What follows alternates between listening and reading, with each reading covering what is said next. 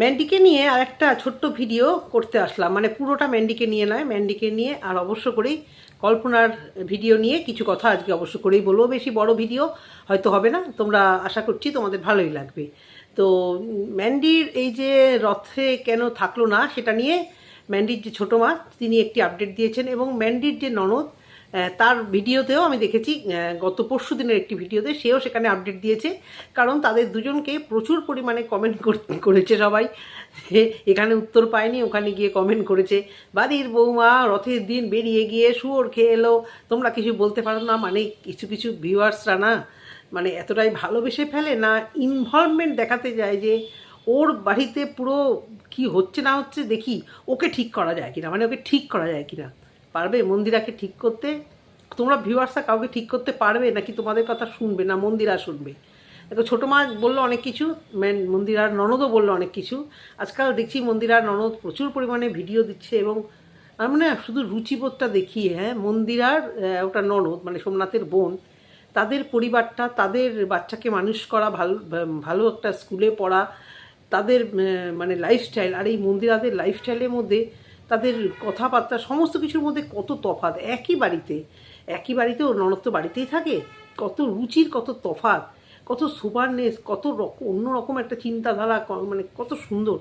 ও বলল ভিডিওতে যে ওর কমেন্ট বক্সে, সত্যি কথাই ওর কমেন্ট বক্সে 50টার মধ্যে 45টা কমেন্ট সেটা এসছে যে তোমার বৌদি কেন রথের দিন থাকেনি। সেখানে ও যেটা বললো ছোটো মাও প্রায় অনেকটা মোটামুটি সেই উত্তরটাই দিল, কি না ও নাস্তিক। তো এবারে আমি কথা বলি যে ও কারু কথা শোনে না, ও নাস্তিক। তোমাদের মনে হয় এটা মন্দিরার সাথে আলোচনা না করে এরা এখানে কথা বলতে বসেছে? মন্দিরার পারমিশন নিয়ে এবং জিজ্ঞাসা করেছে যে এগুলো বলবো কি, মন্দিরা হ্যাঁ বলেছে। অবভিয়াসলি তখনই এই মন্দিরার কাকিমা এইগুলো নিয়ে বসে পড়েছে, এবং তার ননদও মন্দিরার পারমিশন ছাড়া, বা পারমিশন মানে ওরা এমনি কথা হয়তো বলেছে, দেখো মন্দিরা এত কমেন্ট আসছে আমি কি এইগুলো বলতে পারি, মানে ওই রকম বলছি। তো মন্দিরা তখন বলেছে হ্যাঁ বলে দাও। কি বলা হয়েছে যে নাস্তিক, মন্দিরা নাস্তিক, সোমনাথ নাস্তিক, দুজনের কথাই বলেছে। আমি মন্দিরারটা আমার মনেই হয়েছিল কিছুটা হলেও নাস্তিক, কারণ আমিও তো সেই পথের প্রতীক। আমি তীর্থস্থান এখানে বেড়াতে যাই না, মানে যাই আমি সিনিক বিউটিগুলো দেখতে যাই, সেখানে গিয়ে পুজো দেওয়া না আমার হাজব্যান্ডও কোনোদিন জোরও করে না। তার দিক থেকেও মানে আমার যেরকম একেবারেই নেই, তার হয়তো ওই মানে 1% মেবি একটু হলেও আছে। সংস্কার আমরা দুজনের কেউই মানি না, কোনো ধরনের ওই সংস্কার না, ওই এটা করলে ওই ওই অমঙ্গল হবে, সেটা করলে সে অমঙ্গল হবে, এই সময় ঝাড় দিতে নেই, ওই সময় ওটা করতে নেই। যেটুকু মানে সংস্কার ছাড়া যেটুকু পরিবারে ভালো স্বার্থে যে নিয়মগুলো মানতে হবে, সেটা যদি কেউ লজিক্যালি সায়েন্টিফিক ব্যাপার বিষয় যদি বুঝিয়ে কোনো দিন বলেছে, সেটাকে অবশ্য করে মানি চেষ্টা করি, কিন্তু সংস্কার মানি না। এবার যারা মানে তারা মানে। ব্যাপারটা কী বলতো, আমি একটা জিনিস দেখে নিয়েছি, আমরা যারা নাস্তিক, আমার কোনো লজ্জা নেই, কিন্তু আমার মাকে দেখতাম খুব আনইজি ফিল করতো, মা দিদিরা। লক্ষ্মী পুজোর সময় দিদির বাড়িতে গেছিলাম এই বছরের আগের বার, তো শ্বশুর বাড়ির যা ভাড়া সব অবাক হয়ে গেছে যে কী ব্যাপার, এই তুমি পুজো দাও না। ওই একবারই তো গেছিলাম, মানে আমি তো থাকাও হয় না আর আমার যাওয়াও হয় না, সে বাড়ি গেছিলাম। এই তুমি পুজো দাও না, এই বাবা তোমার বাড়িতে পুজো হয়নি, মানে সবার একটা বিগ কোশ্চেন। সেখানে দিদি, কিন্তু মাও ছিল, মা ছিল, হ্যাঁ মাও ছিল, মারও পুজো দেওয়া হয়নি। কি একটা কী অসুস্থ চলছিল আমাদের বাড়ির দিকে, ঠিক এক্স্যাক্টলি মনে করতে পারবো না, ভালো ওষুধ বোধ হয়। তো সেটাতেও আমার মা মারাত্মক মানতো, মা জেঠিমা কাকিমারা, মানে আমার মা হায়েস্ট যাচ্ছিলো, দীক্ষা টিক্ষা সবাই নিয়েছে। তো ওদের বাড়ি সবাই খুব অবাক লাগছিলো, আর দেখছিলাম সেখানে চাপা দেওয়ার জন্য, এবং আমার মা সব জায়গাতে গিয়ে চাপা দিয়ে বলতো যে ওর একটু কম মানা আছে, কিন্তু আমি বুক ফুলিয়ে সেখানে বলতাম আমি মানি না, আমি না এগুলো মানি না। মা এই চুপ কর না, বলতে নেই, এই চুপ কর না, এখানে বলতে নেই। সবাইকে বলতো ও না এখন মানে না, যখন সময় আসবে মানবে। আমি ঠিকই, যখন সময় আসবে মানতে হবে, এমনও তো কোনো কথা নেই, তোমার এত বলতে আনিজি কী আছে। হ্যাঁ, আমার মা দীক্ষাও নিয়েছিল নাকতলা, যারা জানো যে নাকতলা ওই তোমার ওই শ্রীগুরুর আশ্রম, যেখানে মন্দিরার ননদও বললো যে নাকতলা যাদবপুরে রাম ঠাকুরের আশ্রম। তো নাকতলা এটা হচ্ছে বাসজনী নাকতলার শ্রীগুরুর আশ্রম। তো মা ভীষণই জাগ্রত, আমার পিসি টিসিরা থেকে শুরু করে সমস্ত কিছু, মানে আমাদের মা জেঠিমারা সবাই মোটামুটি বেশিরভাগই আর কি এই গুরুদেবের আর কি দীক্ষিত। কতবার মা ফটো এনে লাগিয়ে দিচ্ছে, দরজায় লাগিয়ে দিচ্ছে, না তোকে মানতে হবে না। তখন আমি ঠিক আমার শ্বশুর মার সাথে ঝগড়া লেগে যেত, আমার শ্বশুরবাড়ির লোকেরা যখন জোর করে না মা, তুমি কেন এখনও জোর করো বলো? তোমার জামাই কি অতটাও মানে যে তুমি বলছো এরকম? তো আমি দেখেছি যারা ধরো মানে না আমরা, তারা কিন্তু আমরা যারা মানে তাদেরকে না মানানোর জন্য চেষ্টা করি না, কিন্তু এটা দেখি যেখানে আমি এই ধরনের আলোচনার মধ্যে পড়েছি, সে স্কুলে বলো, মেয়ের ডান্স ক্লাসে বলো, আমার কাজের জায়গায় বলো, এই ধরনের কথা যদি কেউ শোনে, হ্যাঁ সরস্বতী পুজো দাও না তুমি, এসে সরস্বতী পুজোটা তো দিতে পারো, আচ্ছা কিছু না তুমি লক্ষ্মী পুজোটা তো একটু দিতে পারো, ওটাও দাও না। আরে মন থেকে না আসলে কোনোটাই মানে করা যায় না, ভিতর থেকে একদম আসতে হবে। হ্যাঁ, তো আমরা যারা না মানি সেটাই বলার চেষ্টা করছি যে তারা কখনো যারা মানে তাদের ভিতর থেকে সেইটাকে টেনে বার করতে চায় না, কিন্তু যারা মানে তাদের যেন একটা মানে এক জায়গায় বসলে ওই চিন্তাটাই থাকে যে ও মানে না, ওর ভেতরে লজিক্যালি ওটাকে প্রবেশ করিয়ে মানানোর চেষ্টা করব, না মানালে বিশাল ক্ষতি হবে। দেখো এটুকু জানবে যে দুর্বল মানুষরা, মানসিক দিক থেকে বলো, বেশিরভাগ মানসিক এবং আর্থিক দিক থেকে দুর্বল মানুষরা কিন্তু বেশি সংস্কার আঁকড়ে ধরে, এটা তো মানছো? এটা একদম একদম অতীব বাস্তব কথা। যারা সত্যি সত্যি মানে পাপ করে বলো বা এ করে বলো বিশাল বিশাল জায়গায় চলে যায়, তাদের কি ওই অনেকে বলে পাপের ভয় নেই, ওদের কি সত্যি পাপের ভয় আছে? তাহলে তারা সেরকম জায়গায় যায় কেন? হ্যাঁ শাস্তি হয়, পাপ পুণ্য বলে নিশ্চয়ই জিনিস আছে, নিশ্চয়ই কিছু আছে, কিন্তু যে মানে না তাকে মানানোর জন্য যে একটা আপ্রাণ চেষ্টা করা হয়, তো সেই জায়গা থেকে ম্যান্ডি বাড়ির লোকেরা কখনো মানানোর চেষ্টা করেছিল, ধরুন ম্যান্ডি ম্যান্ডি কেন বলি, আমি নাম ধরে ভিডিও করি, কারণ কিছু হয় না ওতে, থাম্বনেলে ঘটনা শীতকালে হলো, আর আমার ওরকম বিকৃতির নাম সবসময় আসেও না ভিতর থেকে, সত্যি আসে না। কিসব কিসব নাম ধরে আকাশ পাপড়িকেও লোকেরা বলে, কি হয়েছে বললে আকাশকে আকাশ, পাপড়িকে পাপড়ি, কি স্ট্রাইক দিয়ে দেবে ওরা না কি জানি না, আমি ইউটিউবে এরকম কোনো রুলস নেই। হ্যাঁ, তো মন্দিরা বাড়ির লোকেরা নাকি এই নিয়ে বলেছে, এবং এই নিয়েও নাকি ওর কাকি শাশুড়ি বললো বিয়ের পর অনেক অশান্তি হয়েছে। অশান্তি তো হবেই, যতই এখন হাহা হি হি করুক, একটা নতুন বউ যখন দেখছে যে ওদের বাড়িতে এত মানামানি, এত কিছু মানামানি, সেখানে এই মেয়েটা মানছে না কিছু, তখন একটা অশান্তি হবে। কিন্তু পুরোপুরি নাস্তিককে বলা চলে না, কারণ ও তো ঘরে পুজো আচ্ছা দেয়, এবং আমি তো শুনেছি ওর বর ওকে যেটা বলে ভোলানাথের ভক্ত, নিজেকে নিজে ভোলানাথের ভক্ত বলে, গলায় লকেট ঠকেট কী সব পরে, তো ওদের তো সেই ক্ষেত্রে নাস্তিক বলা চলে না। এখানেই আমার প্রশ্ন, কাকিমার ছেলে চলে গেছে মানে আশ্রমে, এটা একদিক থেকে যেরকম ভালো, একটা মনে হয় আমার মায়ের মনে একটা কষ্ট না, কষ্ট না? হ্যাঁ, আমার বড় ছেলের এক বন্ধুর মা মানে আতপাগল হয়ে গেল জানো তো, বর ইন্ডিয়ান এয়ারলাইন্সে খুব টপ পোস্টে চাকরি করতো, স্বাচ্ছন্দ্যতা বলো, এই ছেলেটা মানে দুর্ধর্ষ পড়াশুনো হয়েছিল, কিন্তু ওরা কিছুতেই ওনার ওই এতটা পরিমাণ ওই ভিতরে ডুবে যাওয়া, সাইকি হয়ে যাওয়া, সেটা থেকে বার করার ওনাকে অনেক চেষ্টা করেছে, কিন্তু কিছুতেই পারছিল না। ভদ্রলোক বলতো যে আমার বাড়িটা একদম মানে শেষ হয়ে যাচ্ছে, মানুক পুজো দিক সব কিছু করুক, কিন্তু ও তো পুরো সাইকি মতো হয়ে যাচ্ছে দিন রাত। আমারও মাকে নিয়ে এই ভয়টাই ছিল। হ্যাঁ, আমার বাবা সেইভাবে মানতো না, বাবা পারতো না মানতে, আমার বাবা বাইরে থাকতো, কখনো বাবার মধ্যে সেই রকম জব করা এ করা বা দীক্ষা নিয়েছিল মা জোর করে, বাবা বলেই দিয়েছিল আমি মানতে পারবো না, তুমি চাইছো ঠিক আছে, তুমি চাইছো আমি নেব, আমি সেইভাবে মানতে পারবো না। মা এই জন্য খুব রেগে যেত, যেমন বাবাটা তেমন মেয়েটা হয়েছে, সবসময় বলতো যেমন বাবাটা তেমন মেয়েটা হয়েছে একেবারে। আমার দিদি মানে ভালো ভক্তি আছে, এখন তো দিদি মানে প্রায় মার পর্যায়ে চলে গেছে, মা যেরকম করতো, দিদির শাশুড়ি বরঞ্চ দিদিকে বলে একটু কম তুমি এ করো।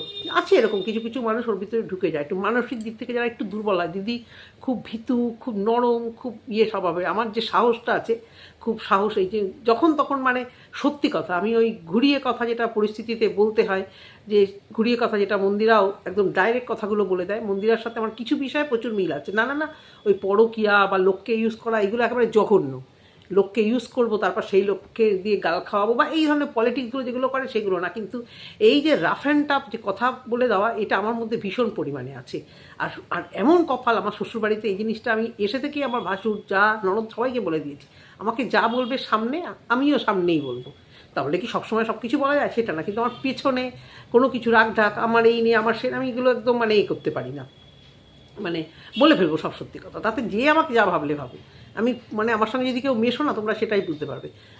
আমার যা ক্যারেক্টার, আমি কখনো কিছু লুকাবো না, আমার যেটা সত্যি আসবে মনে হবে আমি বলে দেবো, তাতে কে কী ভাবলো লোক দেখানো আমার আসবে না। তো মন্দিরা কাকি শাশুড়ি বললো, মন্দিরাকে অনেক বুঝিয়েছে, মন্দিরা কথা শোনে না, কিন্তু মন্দিরা নাস্তিক নয়, মন্দিরা নাস্তিক সেই জন্য ছিল না। তো আমার মনে হয় না মন্দিরা পুরোপুরি নাস্তিক নয়, অন্য কোনো রহস্য আছে। পুরোপুরি নাস্তিক হলে ঠাকুর ঘরে রাখতো না। হ্যাঁ, ওই গ্যাদারিংটা হয়তো পছন্দ করে না, ওই গ্যাদারিং হ্যাঁ পছন্দ করে না উনি বললেন, সেটাও বা মানে কী করে? মন্দিরার বাড়িতে তো মাঝে মধ্যেই মানে বিবাহবার্ষিক বলো, মেয়ের বার্থডে বলো, লেগেই আছে বা বন্ধুবান্ধব মিলে বা কোনো ব্লগার বন্ধুরা মিলে, ক্রিয়েটাররা মিলে অনেক পার্টি ফার্টি ওদের বাড়িতে হয়েছে। তা ও সেই গ্যাদারিংগুলো বোধহয় ও পছন্দ করে, কিন্তু বাড়িতে সত্যি ওনার একটা রহস্য কিছু আছে না, শুধু নাস্তিক বলে দেওয়া। কিন্তু হ্যাঁ, আমি ওর জায়গায় হলে আমার শ্বশুরবাড়িতেও তো লোকনাথ বাবার পুজো টুজো ধুমধাম করে হয়, বিশ্বকর্মা পুজো প্রচুর ধুমধাম করে হয়। প্রচুর ধুমধাম করে মানে 22-25 কেজি খাসির মাংস, শুধু মাংস খেতে আসে লোকেরা, বুঝতে পেরেছো? তো সেভাবেই হয়। এখন তো অনেকটা গুটিয়ে আনা হয়েছে, হ্যাঁ, সব দিক থেকে খরচা বলো, হেডেক বলো, সবটাই একটু গুছিয়ে আনা হয়েছে। এবছর কী করবে জানি না, যা মাটনের দাম বাড়ছে। তো লোকেরা শুধু মানে মাটন খাওয়ার জন্য পাগলের মতো আসতে থাকে, মাছ ফাছ অন্য খাবার থাকলেও। যে চেনা নেই জানা নেই একদিনের কথা, সে হয়তো ঢুকে পড়লো, আবার হয়তো কিনে এনে শুরু হয়ে গেল রান্না। তো এইগুলো আমি দেখেছি। তো সেই দিক থেকে বলছি যে মন্দিরা গ্যাদারিং পছন্দ করে না বা এর মধ্যে থাকে না, এটা আমার একদমই বিশ্বাস হয় না। কেন কি, আমি যদি ওর জায়গায় হই, আমিও তো নাস্তিক, কিন্তু আমি কখনো বাড়ি থেকে চলে যেতাম না, কারণ লোকজন আসবে, সেইটুকু কর্তব্য তো আমাকে করতে হবে। আমি না হয় এটা না মানি, ওই পুজো আচ্ছা সেটা না হয় না মানি, অঞ্জলি সেগুলো না হয় না মানি, কিন্তু আমাকে তো এই যে লোকজনের ভিড়ে, বিশেষ করে বাচ্চাটাকে তো এর মধ্যে রাখতে হবে। বছরে একটা দিন আসে বাচ্চাটা, এই যে গাড়ি করে, বাচ্চাটা এমনি ভমিটিং প্রবলেম হয়, গাড়িতে করে আসা, ভমিটিং প্রবলেম হোক, গাড়ি চড়তে অভ্যেস হয়ে যাবে। এতটা রাস্তা নিয়ে এসছে, ও কি এই আনন্দটা কি আনন্দ করেছে, নাকি মন্দিরে আনন্দ করেছে? মন্দিরাকে দেখে একটুও মনে হচ্ছিল হোটেলের ওই পরিস্থিতিতেও নিজেকে নিজে মানে মজা করতে পেয়ে, মানে আনন্দতে ভাসিয়ে রেখেছে। ও জাস্ট একটা ছুতো পেয়েছিল, প্লাস হয়তো এই প্রোগ্রামটা হয়তো অনেক আগে থেকেই ঠিক ছিল, সেই জন্য ওইভাবে বেরিয়ে এসছে। কিন্তু মেয়েটাকে ওর মায়ের কাছে রেখে আসতেই পারতো, তাহলে কী হতো, বেটা রথের মধ্যে, তার মানে ওদের পারিবারিক অবভিয়াসলি কিছু অবশ্যই আছে, যার জন্য পুরো ফ্যামিলি হাওয়া হয়ে গেছিলো। এটা একদম সত্যি কথা, আস্তিকের ব্যাপার নয়। কাকি শাশুড়ি বহুত মানে ঘুরিয়ে ফুরিয়ে কথা বলে। তো মন্দিরার তারপরে এইটুকুই বলার ছিল মন্দিরাকে নিয়ে। এবারে আসি অবশ্য করেই কল্পনার ভিডিও দেখলাম। কল্পনা বাড়িতে এসছে, কল্পনা ঘর পরিষ্কার করছে, সুন্দর ভিডিও। ঘরগুলো কি বড় বড়, একদম মানে ঝাঁ চকচকে হলে আরও সুন্দর লাগবে। এখনও ক্যামেরাটা ধরছে যে ঘরের ভিতরটা দারুণ লাগছে দেখতে, মানে বিশাল মনে হচ্ছে ঢাউস ওপেন কিচেন আর সিটিং রুমটা। রুচি আছে, মিথ্যে কথা বলে লাভ নেই, পয়সা থাকলেই রুচি হয় না, কিন্তু রুচিটা আছে। তারপর শাশুড়ি মাকে তো ওর কাছে দেখলাম কাজ করছে, ঘুরছে ফিরছে, আর আমি তো ভাবছি এই নিয়ে যে কত হবে। শাশুড়ি মা ওখানে গিয়ে কাজ করছে, দেখেছিলে কতটা মানে ফ্রি মাইন্ডের লাগছিল, আর কতটা ফ্রি লাগে না ওকে। এ বাড়িতে থাকলে খেতে দেয়, মাথা নিচু করে খায়, মুখ খুলে কথা বলে না, কিছু তো প্রবলেম আছে ভাই। আমি তো বলবো কিছু প্রবলেম তো আছে। শাশুড়ি মা একটু মানে ছিটিয়াল টাইপের, একটু এখানে ডিফেক্ট আছে। যখন যা ইচ্ছা করে, তার পিছনে নিশ্চয়ই কারণ আছে, বা শাশুড়ি মাকে আমরা ওইটি ওইভাবে দেখিয়েছে বলে আমরা জানি। অন্যান্য কারোর চ্যানেলে বেশ এসেছে, সে কিন্তু ভিডিও দেয়। এই বড় চ্যানেলে দেখি অতটা স্বাচ্ছন্দ্যভাবে কথাবার্তা বলে না, আসেও না। এর পিছনে কিছু রহস্য তো আছে, একাতে তো আর তালি বাজে না, ওনারও দোষ আছে, ভেতরেও দোষ আছে। তো আজকে তো দেখলাম ও বাড়িতে ঝাড়পোছ করার পর রাখলো, কথা বলছে, কাজ করছে, মুদি সদায় নিয়ে আসলো, সেগুলো গোছাচ্ছে। কারা যেন বলে একদম কল্পনা আলসি, কিছু করে না, প্রয়োজন হলে করবে, আজকে করছে। রোজ কেন গতরে খাটতে যাবে? করুক না, ওর মতো যেরকম ভিডিও করছে করুক না। আমার তো মানে ওইসব খুব ভালো লাগে। সবাই যদি ওই বাসন ধুলাম, গোবর লেপলাম আর র্যাক পরিষ্কার করলাম দেখায়, তাহলে আর ওই অ্যাবাকাসে যাচ্ছে বা যোগা করছে বা টুকটাক রান্না করছে, বাইরে থেকে খাবার খাচ্ছে বরের সাথে, আর সত্যি কথা কল্পনার তো সেই অর্থে যে ভিডিওর ভিউজ আমাকে প্রচুর আনতে হবে, এটা তো বাস্তব কথা। পিঁয়াজে ভুল করছে তা না, ওর ক্রিয়েটিভিটি আছে, ও ক্যামেরা নতুন কন্টেন্ট বার করে, সমস্ত কিছু ঠিক আছে। মানে ওর বর ক্যামেরাটা ধরে, খুব ভালোই ধরে। অনেক দূরে গিয়ে, গ্রামে গিয়ে শাকসবজি নিয়ে আসতো, আগেও দেখেছি আমরা। এখন বৃষ্টির জন্য যেতে পারে না। এই সমস্ত নতুন কীভাবে ভিডিওটা স্টার্টিং করবো সেগুলো করে, কারণ ওইগুলো চিন্তা করতে হয়। কল্পনার তো ওটা নেই, ও ভিডিও করে ওর লাইফস্টাইলটা। ও যদি সারাদিন ব্যায়াম করে, অবশ্য করে এরকম ভিডিও বা কটা দেখা যায়, এত সুন্দর করে ওর একটা মানে গুণ, যেটা এই যে ব্যায়াম করছে বা ব্যায়াম করলে কী হয়, কতটা শরীরচর্চা করে, যার জন্য মানে ফিগারটাকে তো একদম সুন্দর রেখেছে না। ব্যায়াম করছে, আমার তো খুব ভালো লাগে যে ব্যায়াম করলো। তবে ছেলে বন্ধুর মায়ের সাথে কোথাও গেল নদীর পাড়ে, এই সবগুলো দেখাবে, ভালো লাগবে। তো সেই হারে যে আমাকে 50-60 হাজার ভিউজ টানতে হবে এরকম কোনো ব্যাপার নেই।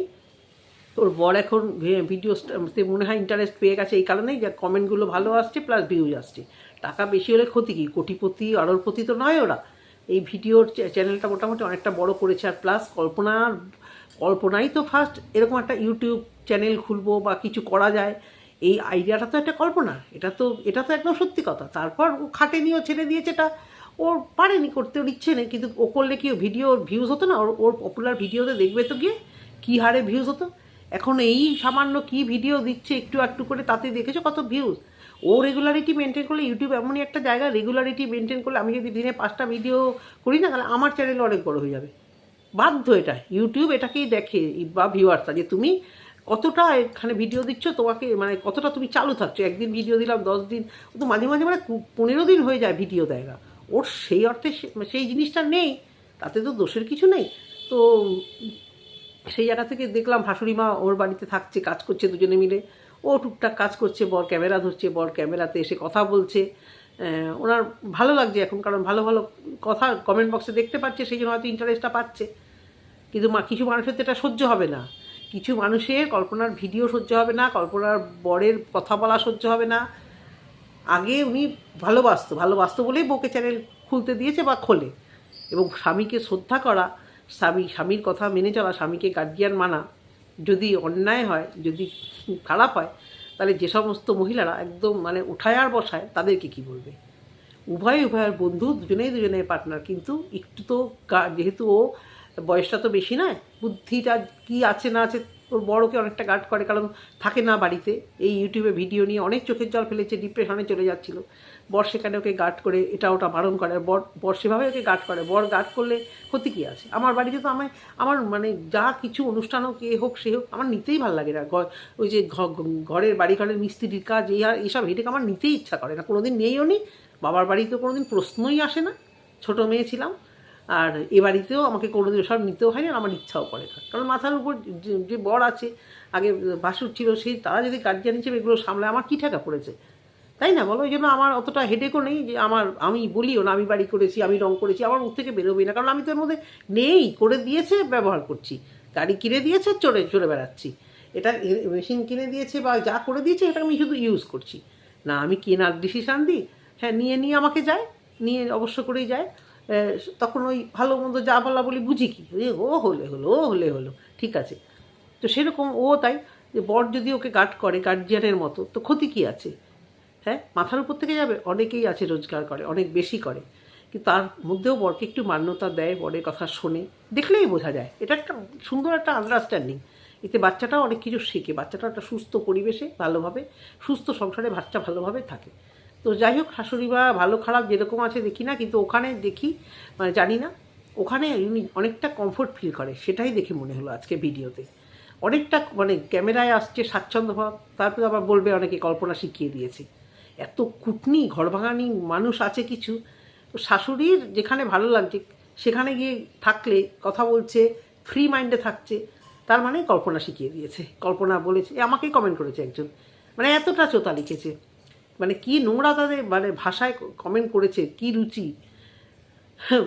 ছোটো বউয়ের কাছে থাকবে, বড় বউ এলেই মানে এরা কি বলতো, এরা নিজেদের ওই শ্বশুরবাড়ি বা যে বিভিন্ন তাদের যদি মানে ছেলের বউ থাকে, সেই একই সম্পর্ক, মেয়ে থাকলে মেয়ের সংসারে ঢুকে প্রবেশ করে সেখানে গিয়ে ভাঙানি দেবে, একদম মানে একদম ঘর ভাঙানি, মানে একদম রাউডি ঘর ভাঙানি মানুষজন এই সমস্ত। ওরা কিন্তু এখনও অবধি নিজেরা কিন্তু কেউ কারোর নামে কিন্তু বাজে কথা বলছে না।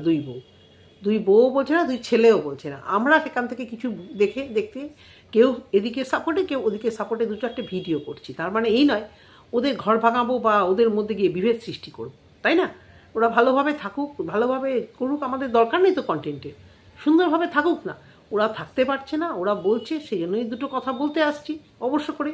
সেখানে পিয়ার মতো একটি বড় ব্লগার আছে, তাই সেখানে চোখটা বেশি করে যাচ্ছে আর কথা বলছি ওই জন্যই। সেখানে কল্পনার শাশুড়িকে কল্পনা শিখিয়ে দিয়েছে, এটা পিয়া নিজের মুখে বিশ্বাস করবে? আর শাশুড়ি কি বাচ্চা? আসতে না আসতেই কত সময় না শাশুড়ি কানে মন্ত্রণা দেবে, ছোটো বউ খারাপ, ও খারাপ। মনে হয় তোমাদের? যারা বিশ্বাস করো তারা এই বিশ্বাস নিয়ে থাকো, কারণ তারা নিজেদের লাইফে তারা এরকমই, বুঝতে পেরেছো? আর সহানুভূতি, মানে এতটাই তোমাদের সহানুভূতি, কিছু মানুষের মানে প্রিয়ার উপর সহানুভূতি দেখাও নিশ্চয়ই। ও তো ওর গেট আপটা ওরকমই করে রেখে দিয়েছে, এটা একটা ভীষণ প্লাস পয়েন্ট, জানো তো? তুমি যত মানে নিজেকে এলোথেলো করে রাখবে, নিজের দুঃখ আমার খুব কষ্ট করে রাখবে, সেটা সহানুভূতি পাওয়ার একটা বিশাল সুযোগ।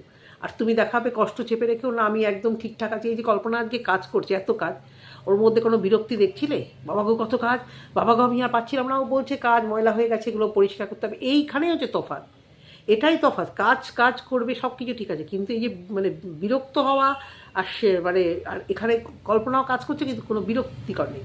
ও তো আরও জঘন্যভাবে কাজ করছে, সন্ধ্যার বাড়ি থেকে জল আনছে, টেনে টেনে জল আনছে, ওই ভাঙা ঝাঁটা দিয়ে পরিষ্কার করছে। আর বাড়িতে না থাকলে, যে গ্রামের বাড়িতে বিশেষ করে, ফ্ল্যাট বাড়িই বন্ধ করে রাখলে কী অবস্থা হয়ে যায়, আর গ্রামের বাড়ি না থাকলে কীরকম কতটা নোংরা হয়, পরিষ্কার করছে কিন্তু কোনো বিরক্তিকর দেখেছো? এইভাবেই ভিডিও করতে হয়, কাজ দেখাবে, সব দেখাবে, কিন্তু কন্টিনিউ বিরক্ত। আর মাগো মাগো আমি কাজ করি গো, আমি হাঁপিয়ে যাচ্ছি গো, এত এত কাজ করছি গো, ও বাবা গো আমি পারছি না গো, পেরে উঠছি না গো। এটাই হচ্ছে গিয়ে কথা। এই তফাৎটাকে বারবার কম্পেয়ার করতে হয়। এই কাজের ভিডিও দেখাও, সব দেখাও, কিন্তু বলার মধ্যে, কন্টেন্ট তৈরি করার মধ্যে অতীব সহানুভূতি নেওয়ার, অতীব আমিত্ব ভাবটা, সেই জন্যই কথা শোনায়, সেই জন্যই কথা বলে। তো শাশুড়ি মা দেখলে পিং পং বলের মতো একবার ওদিক যাচ্ছে উনি, কিন্তু এখানে উনি অনেক ফ্রি মাইন্ডে থাকে, ওই বাড়িতেই উনি থাকবে। আমি জানি না ওনার ভালো লাগছে ওখানে থাকতে, হয়তো এদের তরফ থেকে কিছু মুখ ছ্যান করে কিছু বলছে না, সেই জন্যই হয়তো উনি সহ্য করছে। পয়সা, ওনাকে তো আর পয়সা দিয়ে কেউ মুড়ে রাখেনি সেরকমভাবে, কারণ ওনার নিজের রোজগার আছে, উনি পয়সার ধারও ধরে না, দিলে ভালো, না দিলে কোনো অসুবিধা নেই। যে ওনার এর পয়সা আছে, তার পয়সা আছে, আমাকে দেখছে। হ্যাঁ, অবশ্য করেই এর শ্বশুরমশাইয়ের চেয়ারটা আজকেও দেখলাম, তো দেখছিলে তো তোমরা, শ্বশুরমশাইয়ের জন্য ওই একটা চেয়ার কিনেছিল, ওটা দেখেই মনে পড়লো যে পয়সা খরচা করে কিন্তু জিনিস বানিয়ে দিয়েছে। বলছি তো, রোজগার কিন্তু ওই তরফেই কম, এই তরফেই অনেক বেশি। ছোটো জনের রোজগার তো অনেক বেশি, কিন্তু দেখো তো খরচাটা কে বেশি করে, শ্বশুর শাশুড়ির জন্য, শ্বশুরের জন্য কে করেছে, শাশুড়ি মার জন্য টুকটাক খরচা কে করে, তোমরা একটু দেখে মিলিয়ে তারপর বলো। বুঝতে পেরেছো? এইটুকুই বলার। ওই চেয়ারটার কম দাম না, আজকে দেখছিলাম ঘরে, আর খুব মনে পড়ছিল যে ওই চেয়ারটাতে উনি বসে থাকতেন, ভালো দাম কিন্তু, তো সেটা তো দিয়েছিল। তাহলে তোমরা বলো এক একজন যে এই কল্পনার নাম হয় শুধু, এর বদনাম হয় না, কল্পনার নামই হয় না, নামটা এই তরফের হওয়ার চেষ্টা করে আর এই তরফের নেওয়ারও চেষ্টা করে। বুঝতে পেরেছো? তোরা হিসেব করে দেখবে। এটুকুই বলার ভিডিওতে। যদি তোমাদের ভালো লেগে থাকে একটা কমেন্ট সেকশানে কমেন্ট করো। টাটা।